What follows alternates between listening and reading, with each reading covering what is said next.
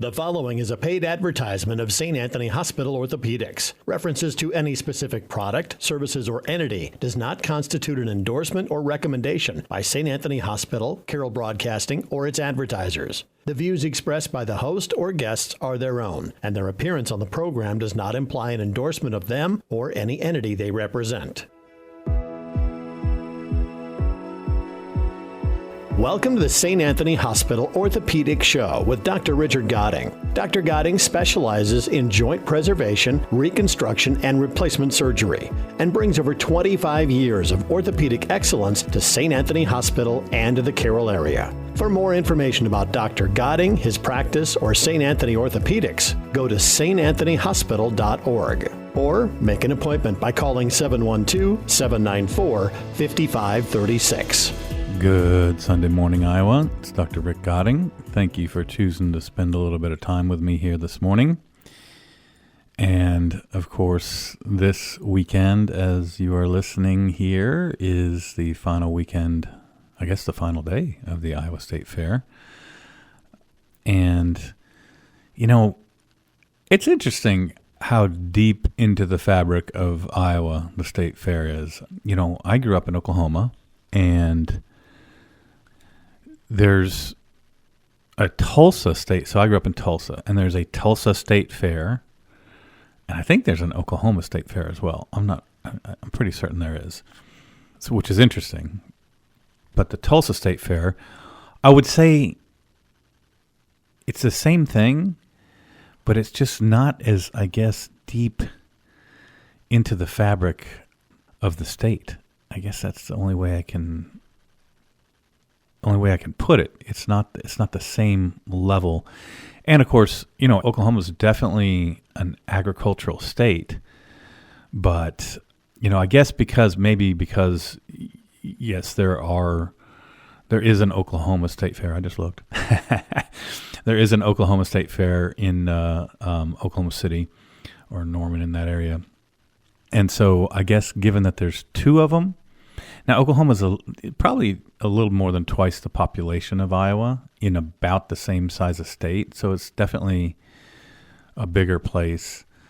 The Iowa State Fair definitely, it's just part of the rhythm of summer, at least certainly 100% in the Des Moines area. It's lots and lots of kids I know, including my kids, work out there, make pretty good money for a short period of time. They make pretty good money, and it's nice because they get some responsibility and they get to work with the public, and you know, it's a good thing. My kids have never done anything other than work out there, as far as they've never participated in any of the fair activities, although my neighbor's daughter won the mom calling contest one year, which was funny. But it's just an interesting study if you look at Iowa and you look at the state fair. I don't know. Iowa's a unique place. I'll just say that. I've been here coming up on, well, this will be 9 years. 2020, this is 9 years. I arrived in 2016. And, you know, so this will be in a couple of years. In 4 years, this will be the place where I have lived the longest in my life. So I was born in a small town in northern Illinois, moved down to Oklahoma when I was 12, and I left Oklahoma when I was 22. So I was actually in Illinois longer, but it was baby years, so I don't remember most of it. But then I moved to Hawaii. I did medical school in Washington, D.C., so that was 4 years after college. I did my internship in Hawaii, and then my residency in New York City, so that was 5 years. So 4 years in New York, in Washington, D.C., a year in Hawaii, 5 years in New York, and then back to Australia for a year to do my fellowships. Then I lived in Kauai in the Hawaiian Islands for 10 years, and then Illinois for 2, and then over here to Iowa for the last 9. And as I certainly will finish my career here, I'll probably be at St. Anthony's another 7 years, it looks like, till my youngest daughter graduates college, and then I can do some part-time stuff probably. But Iowa will be pretty soon here. So the longest I've lived anywhere in my life, I guess, is Illinois, which was 12 years. But that was, like I said, infant days. And then 10 in Oklahoma, 10 in Kauai. So I was going to be the place where I have spent the most amount of time in my life, which is interesting because I never, ever would have thought in a million years, 3 years before I got to Iowa, heck, a year before I got to Iowa, I never would have thought that I would move here. I didn't know anything about Iowa. I knew that they grew corn. I remember the old Crispix commercial, and they would have people argue about whether the wheat side or the corn side, this was a breakfast cereal, whether the wheat side or the corn side was better. And you would have this farmer, and he'd say, "Son, we're from Iowa. The corn side's crispier." and then Radar O'Reilly on MASH, who was from Ottumwa, of course. That was the fund of my knowledge of Iowa before I got here. And, all of a sudden, I've essentially raised my kids here. My oldest daughter was 6 when we got here. She's going to be 17 this year. And I guess she must have been 7 when we got here then. And, yeah, it's just interesting how life takes you places. But Iowa is, you look around, and I've not just looked around. I've been around. There are places that are a lot more exciting and overall better to live. Yeah, maybe Perth, Australia was better so far. It was just not tenable with my, you'd have to just say goodbye to your family forever if you move a place like that, because you're not going to see them more than once every couple of years. Kauai, when I lived there, was pretty nice. And, I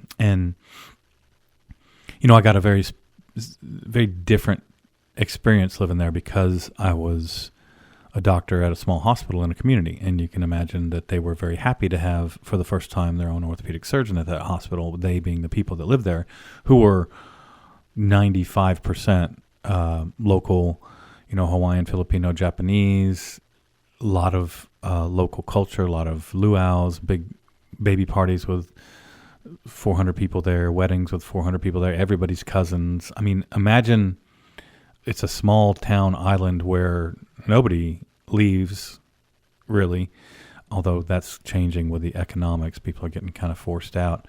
And most people that come there are transient. In other words, I was there for 10 years, and that's pretty long. Most people that move there from the mainland, the average is 2 or 3 years because they think it's going to be postcard living, and it's not. And there's some tensions there and things like that. But anyway, I digress. But Iowa definitely has been a wonderful place to raise our kids. And even though we're still not quite done, my oldest is starting her senior year. So she's literally less than a year left in the house, which is, it's going to leave a big hole in my heart, of course. My youngest has 3 left, and yeah, it's just that season of life. It's sort of like where we are on the calendar. I guess I'm in August heading for September. But Iowa has been a tremendously good place for my family, and the state fair is just this so unique to Iowa thing, I guess. It's just interesting. I just think about these things, when you go down there, and it's so Iowa. And yes, I have been, like I said, I grew up going to the Tulsa State Fair, but it really, now I'll say I didn't do much of the agricultural stuff at the fair when I was young. Sometimes every once in a while, I guess we would go see a rodeo or something, but we definitely didn't,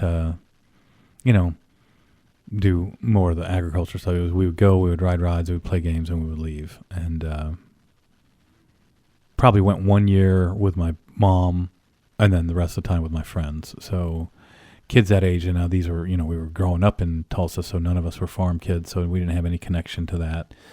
And certainly there's a lot of that at the Iowa State Fair. But as an adult, I always now am super interested in going and seeing just all the different cultural things that are going on there, all the, the animals and the the show horses, and it's really reflects. You can really see, when we went into the cow barn, steer barn, I guess, the bovine barn, I can't remember what to call it, but and you see people there showing and sleeping there, and you're just like, man, that's a lifestyle. That's for sure a very different lifestyle, and there's a lot of that left here in Iowa. And I hope that, hoping that the fair is part of continuing on, because we need small family farms. We definitely need. I think that's just part of the fabric of American society that I would definitely not like to see go away, and hopefully kids are looking around, and that some of them can see the value of coming back to the farm and raising their farm kids the way they were raised. I just think it's a necessary addition to the culture of America as a whole, is the agriculture and farming world. And I don't want to see where it's all just giant AI run factory farming. I obviously, here in Carroll, see lots of farmers, and it's good to see, but I don't see enough young ones. But there are some. There might be even a few more than there were when I first got here 8 years ago, as maybe kids are realizing, hey, there's something pretty cool about it. And it's all about the rhythm, right? So you have the rhythm of the seasons, and that's kind of what I like about the state fair, is it's that rhythm. It's like, okay, kids are going to go up there and work. School's right around the corner. Volleyball practice has started. So yeah, and my mom is moving up from Oklahoma, and she is finally going to, because when my grandmother died back in May, we had some discussions, and my mom has not been able to travel much because of my stepdad's health. So she's never seen the girls play volleyball. And she's never seen my youngest do synchronized swimming, and she's never seen my oldest do track. So she is super duper excited to get up here and re-engage, even though it's that fleeting few years. It's only 1 for my senior and 3 for my sophomore, but it's worth it to her for sure. And then, of course, it'll be good to have her around. And when I left Oklahoma, she didn't, and we've just not really lived near each other since then, and it's going to be nice. It's going to be nice to have Nana around, and she likes to quilt, and she'll find her people here, and of course, then there'll be family. So yeah, that's the rhythm of life embodied, the rhythm of Iowa life anyway, embodied by the state fair, and as it is, the changes in seasons as I get older continue to have more of a psychological effect on me. Not a bad one, but just a, hey, man, okay. I'm basically at the age where it's like, I got about 30 of these left. And 55, 85 would be pretty well, if you're going to bet on how long I'm around, 85 is a very safe bet. And if you could have a 5-year spread on either side of that, you could make a whole lot of money, I think, because that's basically when American men pass, is right at that early to mid 80s. So you start thinking, gosh, I got about 30 of these left. I better make them count. But yeah, rhythm of life. And one thing that's in the rhythm of life in the fall is a huge return to sport. So I thought I would talk about some sports injuries, and we're starting to see them again, and certainly you're always going to see more injuries in certain types of sports. Soccer is the worst for anterior cruciate ligament tears, and football is right around second, and basketball would be third. Don't see so many in softball or baseball. So anterior cruciate ligament is, if you're deep inside the knee, anterior means in front, cruciate means cross, because there's a posterior, which means behind. As we know, your posterior is your behind. So you have the anterior and the posterior cruciate ligaments. So cruciate means that they are crossing. And if you tear either one of those, it needs to be fixed surgically. There's no way to treat that without surgery. So in the knee, the next is meniscus tears. So meniscus is the cushion inside the knee, and those can tear. And in young people, they're fixable. If you're over 30, we don't fix them because they don't heal back properly. If you're young and you have a very particular type of tear, we can fix it. And if it's not fixable, boy, you can go down quite a road, because getting rid of that meniscus, even though it's just a little cushion, can be really bad on the knee in the long term. And the MCL, the medial collateral ligament, collateral means there's one on each side, collateral. Lateral means side, co means co. So there's one on the inside and one on the outside. It's typically the one on the inside that will tear. That actually can happen in conjunction with a meniscus tear and an ACL tear, which makes for a major, major reconstruction. But those are sort of the big, really bad knee injuries that you can get. And with ankles, it's typically a fracture, or you can have what's called a high ankle sprain, where you have the ligaments are all torn. Those come back together with surgery typically and have a better longer-term prognosis than those devastating knee injuries.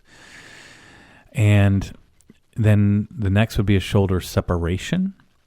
A shoulder separation where the collarbone hits the shoulder blade. It's called the acromioclavicular joint, because the acromion is the portion of the shoulder blade where the clavicle or collarbone touches, and there's a tiny little joint there. It doesn't move much, but it is an intersection between two bones, so it is therefore a joint. And if you separate your AC joint, it can be as mild as, hey, get back in the game, or as severe as you need surgery. Surgery is very rare, only when you blow out all the ligaments, so that's pretty rare to see that in certainly in high school level sports. I never really see it. College and pros, especially down linemen and hockey players, people get bigger and the forces get stronger, and so you do see those more. So the other is a shoulder dislocation. Now that's where the shoulder actually pops out of the socket. And then when you pop it back in, usually it will not come back out. And pretty much almost all comers, you will treat that without surgery the first time. Now in a younger patient under 30, if they dislocate a second time, I lean towards fixing it surgically, because the chances that then they'll continue to dislocate and worsen the anatomy as they come out every time is fairly high. So shoulder dislocations in younger people, you let it go once, and then the second time, you're usually going to fix it. You can make an argument to fix it the first time. There's nothing wrong with it, especially in an athlete that's like, look, whatever I got to do, I don't want to miss next season. Okay, then that's certainly an argument to fix a shoulder dislocation. And then there's certainly various fractures in the hand and foot, and they can range from not a big deal to a very big deal to needing surgery. Typically don't see surgery in fractures in the hands and foot in kids or in young adults. Can happen. And then you have all the overuse injuries, and there's thousands of those, stress fractures, tendonitis, groin pulls, things like that. But as far as the big sort of season enders, and then of course, sorry, I didn't mention the Achilles. That's a huge one. Achilles tendon tears, don't see that much in kids. And then so that I was kind of thinking, when I was thinking sports, I'm thinking what I see around here is high school. There's no college out here. I don't see college athletes at all at this point in my career. So yeah, for the older set, the set that's going back to college level, and then certainly as you get older in the pros, that's when you see the Achilles, like Tyrese Halliburton for the Pacers. But those are kind of the common ones that can be sort of season enders. The best way to avoid those is to be in good physical shape when you're playing. And they talk about plyometric exercises, which are a certain type of exercise that can really help you avoid injuries. But really, I mean, it's hard to get on a real well planned and executed plyometric program. You know, some people maybe can, but what I would say is hit the weight room, hit the sprints, get your body for your kid or grandkid, have them be in as good a shape as they possibly can, and that will help them, because your bones and ligaments actually grow and shrink depending on how much you use them. You know, it's not a lot, but it's enough that we can tell. And so as they're bigger and stronger, the less types of injuries you'll have. And then, of course, safety equipment. Been better at safety equipment in the last few years, and concussion awareness certainly came in big. I didn't mention concussions because it's kind of like not an orthopedic injury, but orthopedic surgeons are the ones that take care of that because they're usually the doctor on the field. May have to go deeper into sports injuries on another program, but I'm running out of my time for this weekend. And so hope everybody has enjoyed some time at the state fair and think about how nice it actually is to live in Iowa. It's a very nice place to live. And like I said, I've lived a lot of places, and it's been pretty good here. So with that, I will be back next week, and you have a blessed week, Iowa. This has been the St. Anthony Hospital Orthopedic Show with Dr. Richard Godding. For more information about Dr. Godding, his practice, or St. Anthony Hospital Orthopedics, go to www.santanthonyhospital.org or make an appointment by calling 712-794-5536.